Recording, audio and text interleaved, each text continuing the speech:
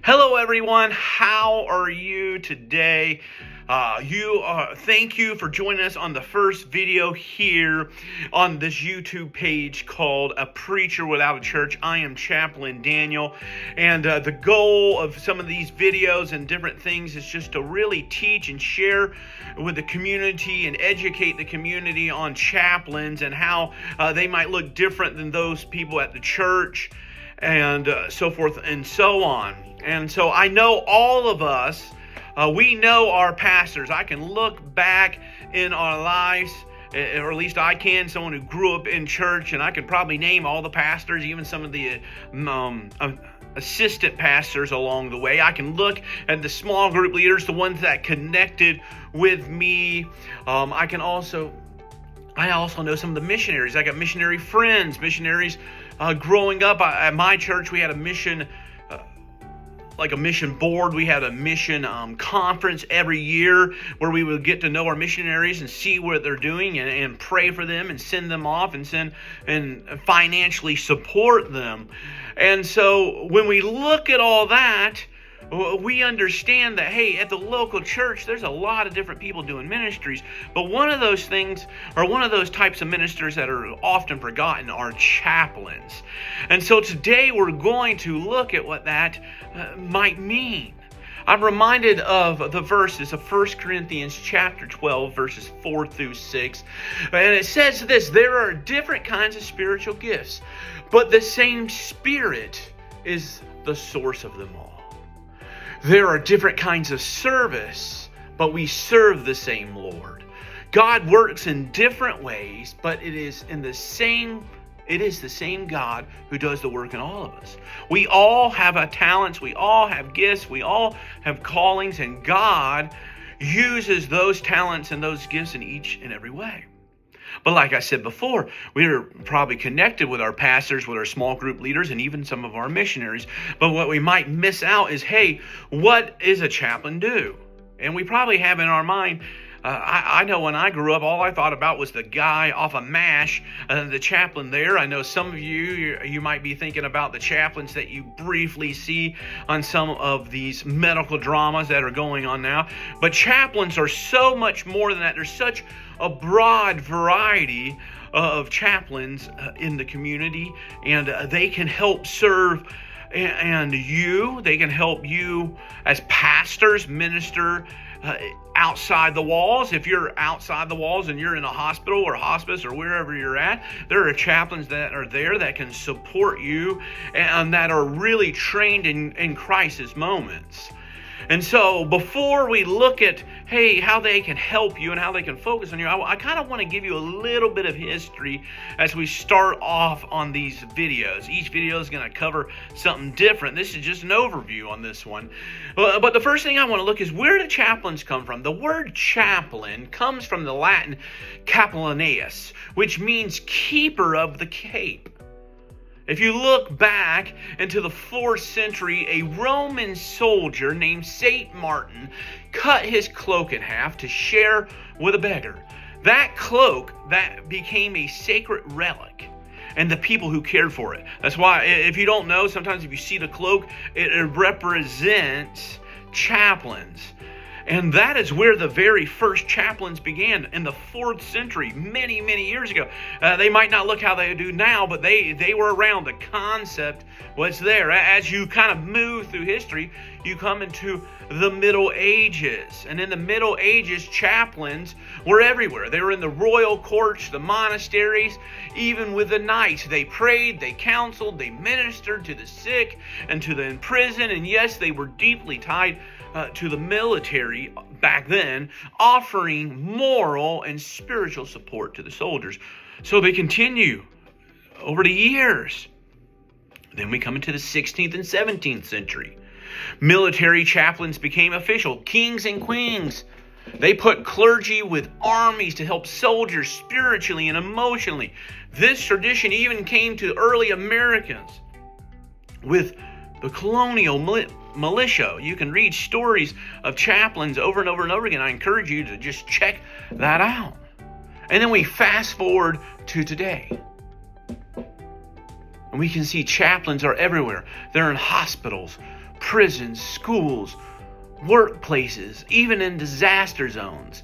They don't just pray, they counsel, they guide ethically, they intervene in crisis, and work with people of all faiths. Modern chaplains are professional, inclusive, and yes, absolutely vital. They're absolutely vital to the community.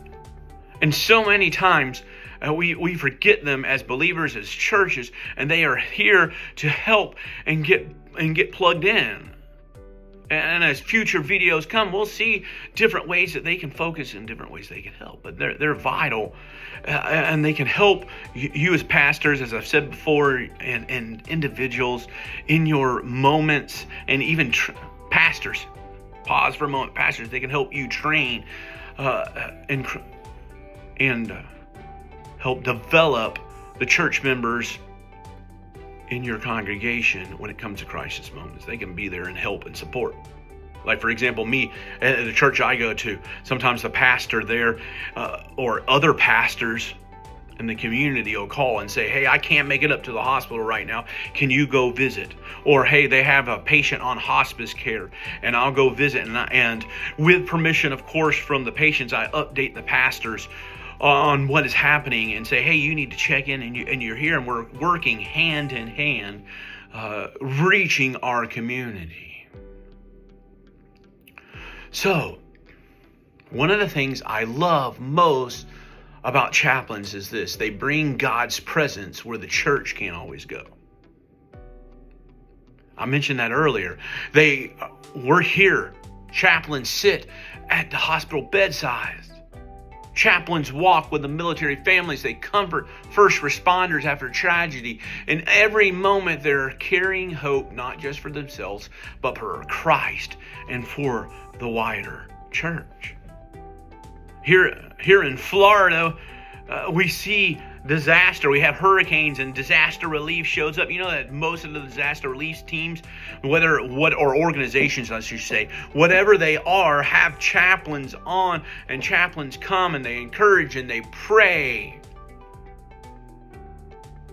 And they lift up, and they're right alongside serving, just like some of your pastors serve in the church and help in different ways. The chaplains are outside those walls doing ministry, being the hands and feet.